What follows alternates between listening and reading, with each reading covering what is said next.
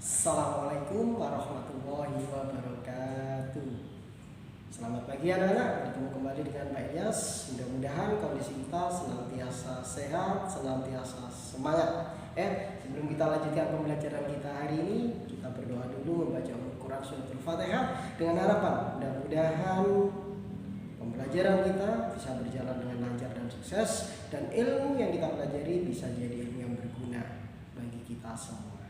Al-Fatihah.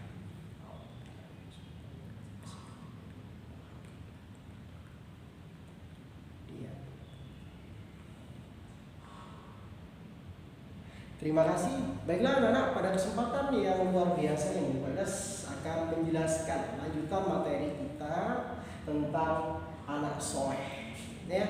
Anak soleh, dari kata-katanya jelas, anak soleh. Jadi yang kita bahas nanti adalah perilaku anak yang baik, sikap anak yang baik. Mengapa di dalam pelajaran agama khususnya itu selalu ada nasihat, ada pelajaran yang membahas tentang anak soleh? Karena anak-anak, tujuan utama Nabi Muhammad diutus kepada umat manusia salah satunya adalah sebagai penyempurna akhlak. Jadi Nabi Muhammad diutus ke dunia ini kepada kita semua, salah satu tujuannya adalah untuk menyempurnakan akhlak, untuk memperbaiki akhlak. Kalau kita baca sejarah anak-anak, Arab khususnya di Mekah waktu itu terkenal dengan kaum jahiliyah. Kaum jahiliyah, jahiliyah itu artinya bodoh. Apakah mereka benar-benar bodoh? Enggak, anak-anak. Sebenarnya orang Arab, orang Mekah waktu itu bukan kaum yang bodoh, mereka pintar, mereka banyak yang sukses. Iya kan? Khususnya dalam hal berdagang. Tapi kenapa waktu itu mereka disebut sebagai kaum jahiliyah, kaum yang bodoh? Kenapa? Sekali lagi, karena akhlak mereka, karena perilaku mereka seperti orang bodoh, menyembah berhala, tidak mau menyembah Allah. Yang lebih luar biasa kejamnya anak-anak, kalau mereka punya anak perempuan, mereka itu nggak mau punya anak perempuan. Jadi kalau tahu anaknya perempuan, langsung dikubur hidup-hidup, disembelih hidup-hidup. Kenapa? Mereka malu punya anak perempuan. Nah, itu salah satu mengapa orang Arab, orang Mekah waktu itu disebut sebagai kaum jahiliyah. Dan Nabi Muhammad diutus ke dunia ini untuk kita semua, khususnya untuk orang Arab. Tujuan utamanya adalah innama buistu liutammima makarimal akhlak. Aku diutus oleh Allah, kata Nabi Muhammad, liutammima makarimal akhlak, untuk menyempurnakan akhlak yang baik, akhlak yang sempurna. Nah, itu anak-anak. Makanya di dalam pelajaran agama akan selalu ada pelajaran yang menyinggung perilaku kita, menyinggung sikap kita. Tujuannya apa? Jelas, kita semua sebagai anak muslim, sebagai calon-calon anak soleh, itu diharapkan bisa meneladani, bisa mencontoh, bisa meniru apa yang sudah dicontohkan oleh Nabi Muhammad. Di dalam Al-Quran surat Al-Ahzab ayat 21, Allah telah menyampaikan, laqad kana lakum fi rasulillahi uswatun hasanah. Laqad kana, sudah benar-benar ada, lakum, untuk kalian semua, fi rasulillahi, pada diri Rasulullah Muhammad SAW, uswatun hasanah, contoh atau teladan yang baik. Artinya apa? Apa yang sudah dilakukan oleh Nabi Muhammad, apa yang sudah dicontohkan oleh Nabi Muhammad, sudah sepantasnya, sudah selayaknya kita contoh, kita tiru dalam kehidupan sehari-hari. Nah, karena itu jangan kalau di dalam pelajaran agama kali ini kita juga akan membahas bagaimana menjadi anak soleh, biar kita bisa meniru Nabi Muhammad. Kita lanjutin. Anak soleh. Soleh artinya baik, menurut berasal dari bahasa Arab solihun, artinya baik. Jadi anak soleh artinya anak yang baik. Nah, salah satu ciri yang paling kelihatan anak soleh itu yaitu taat kepada Allah, patuh kepada Allah. Nah, yang dimaksud taat kepada Allah, patuh kepada Allah, yaitu menjalankan semua perintah Allah dan menjauhi semua larangannya. Bagaimana dengan kita? Sudah menjalankan semuanya atau sudah menjauhi semua larangannya? Oh, campur ya. Kadang melakukan yang diperintahkan, kadang bermalas-malasan, atau mungkin yang dilarang kadang-kadang masih dilanggar. Maklum anak-anak. Tapi sekali lagi intinya kita harus terus belajar dan terus belajar memperbaiki diri biar lama-lama kita jadi anak yang baik dan kita nanti benar-benar jadi orang yang baik. Ya. Selanjutnya, ada beberapa perilaku dan sikap yang biasanya dimiliki oleh anak yang soleh, dan itu harus kita latih dari awal. Nggak bisa tiba-tiba kita jadi orang baik begitu saja, nggak bisa. Kita harus biasakan, mulai dari kecil kita biasakan. Keliru ya diingetin. Kadang-kadang dimarahin kalau kita nonton gitu kan. Nggak apa-apa, keliru diingetin. Nah kita yang diingetin, anak-anak yang diingetin, jangan jengkel kalau diingetin orang tuanya, jangan jengkel kalau diingetin gurunya. Ya didengerin aja. Kalau bisa dipraktekkan. Kalau belum bisa, ya pelan-pelan diusahakan. Nah, ini ada beberapa perilaku yang sudah dicontohkan Nabi Muhammad anak-anak biar kita menjadi anak yang soleh ya. Ini contohnya. Yang pertama adalah jujur. Ini luar biasa. Nabi Muhammad itu dari kecil ya, beliau sudah terkenal dengan sebutan Al-Amin.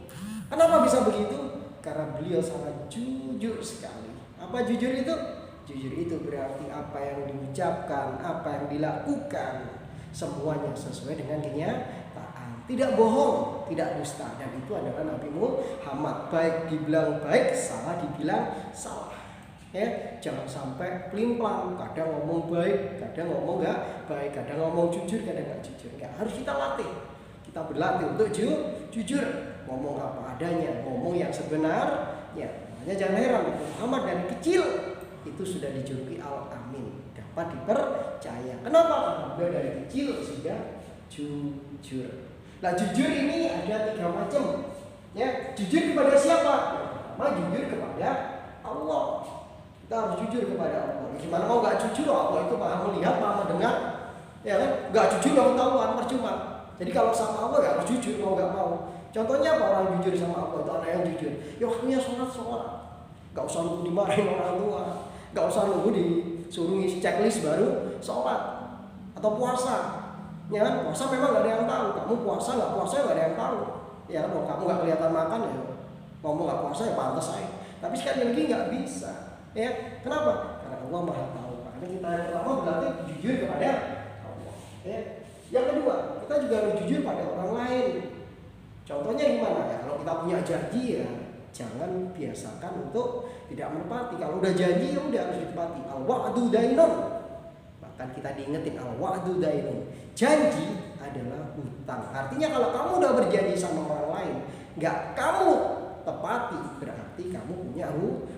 Makanya anak-anak berlatih dari sekarang. Kalau janji sama orang jangan omong doang ngomongnya banyak. Nanti kalau aku dapat rezeki tak traktir. Beneran dapat rezeki nggak ditraktir, jangan gitu. Itu yang pertama, harus bisa menepati janji. Itu berarti kita udah jujur sama orang. Selanjutnya jujur pada diri sendiri. Nah ini yang susah karena tanggung jawabnya pada diri sendiri. Udah sholat atau belum? Ya, tanya aja pada diri sendiri. Ya, yang paling kelihatan itu jujur pada diri sendiri pada saat ulangan. Ya kan? Kalau kita nggak jujur, bisa aja kita nyontek, bisa aja kita ngelihat buku, bisa aja kita buka buku. Nah, makanya harus dilatih. Jujur pada diri sendiri ini juga susah. Kenapa? Karena nggak ada yang tahu dirinya sendiri. Karena itu dibiasakan. Ya, sekali lagi jujur pada Allah, pada orang lain, dan juga pada diri sendiri. Yang mudah-mudahan kita semuanya dijadikan Allah yang jujur semuanya ya, karena orang jujur itu dicintai oleh Allah, pasti banyak temannya ya, banyak disukai teman orang jujur. Kalau bohong udahlah alamat, akan ditinggalin teman kamu, paling koncoan cuma sebentar, setelah itu ditinggal sama teman kamu. Makanya harus jujur ya. Selanjutnya perilaku yang harus kita ikutin lagi dari Nabi Muhammad, yaitu hormat dan patuh kepada orang tua ya. Ini penting sekali ya, hormat dan patuh kepada orang tua. Kenapa? Ya jelaslah orang tua itu yang ibu itu yang melahirkan kita, ya kan? Ayah dan ibu itu yang membimbing kita dari kecil, dari bayi yang merawat, bahkan membiayai semua kebutuhan kita, kebutuhan belajar kita, kebutuhan jajan kita, makan kita. Ya, masa kita nggak mau menghormati? Ya salah, ya. Karena itu jangan heran kalau Nabi memberikan pesan al-jannatu tahta aqdamil ummahat. Surga itu berada di bawah telapak kaki ibu. Artinya apa? Kalau kita tidak bisa menghormati ibu kita tidak bisa membahagiakan ibu kita nggak akan bisa dapat surga. Kita nggak akan bisa dapat kesuksesan. Itu saking luar biasanya orang tua. Harus birrul walidain, harus berbuat baik kepada orang tua. Gimana caranya? Ya mengikuti nasihatnya, mendengarkan nasihatnya. Ya jangan bantah, tanya boleh, tapi jangan bantah. Bantah aja itu sebenarnya nggak boleh.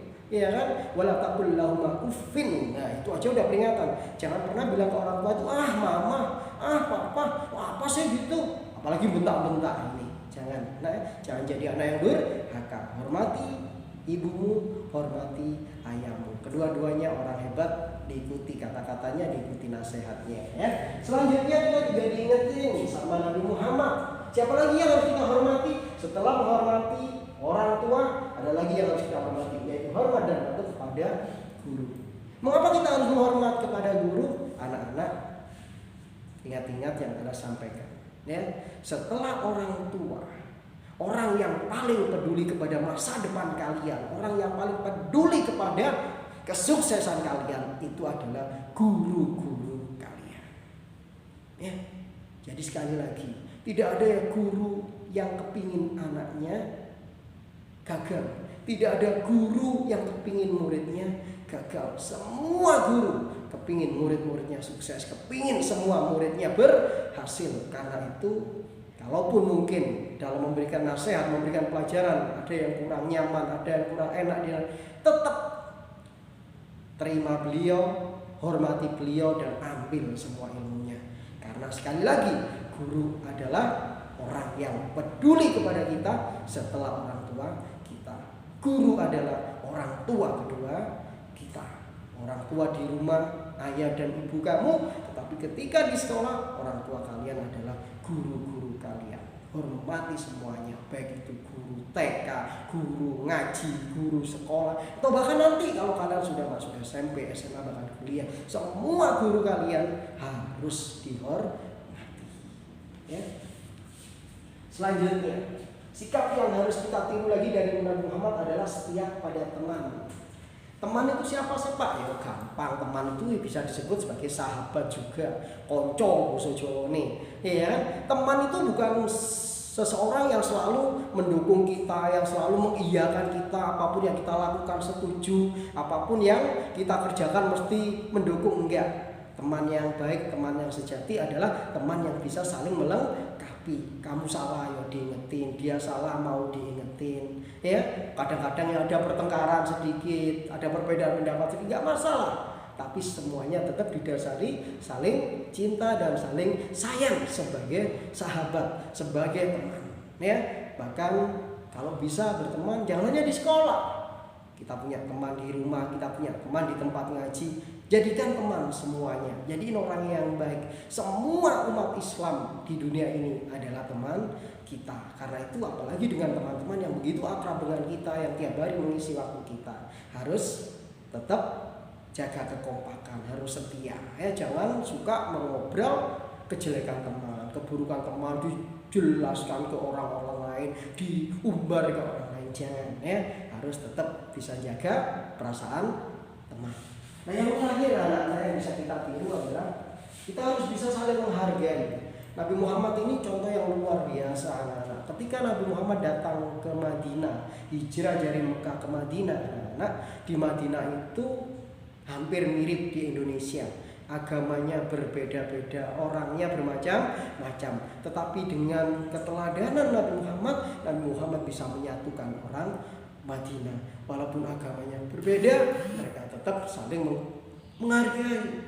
Apalagi dengan teman sesama agama ya, harus bisa saling menghargai. Walaupun mungkin tata cara ibadahnya ada yang sedikit berbeda, nggak usah menjelek-jelekkan, nggak usah menyalahkan. Kita hormati ya kan apa yang mereka lakukan. Ada teman yang beda agama ya kita hormati, nggak usah dijelek-jelekan ya kan. Mereka juga punya keyakinan. Kita pun pasti nggak suka kalau agama kita dijelek-jelekan ya kan. Walaupun kita yakin agama kita yang paling benar, bukan berarti kita boleh menghina agama yang menurut kita salah.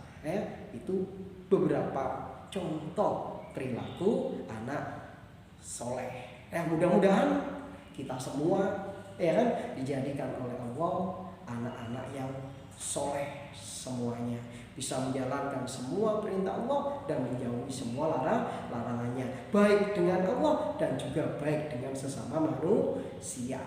Karena itu boleh doakan semuanya, apapun cita-cita kalian, jadi guru, jadi dokter, jadi tentara, jadi polisi, jadi pilot, jadi apapun, mudah-mudahan dijadikan orang-orang yang soleh, baik dengan Allah dan juga baik dengan sesama manusia. Baiklah, itu anak-anak mungkin yang bisa kalian jelaskan. Mudah-mudahan kita semua dijadikan Allah anak-anak yang soleh. Kurang lebihnya mohon maaf. Assalamualaikum warahmatullahi wabarakatuh.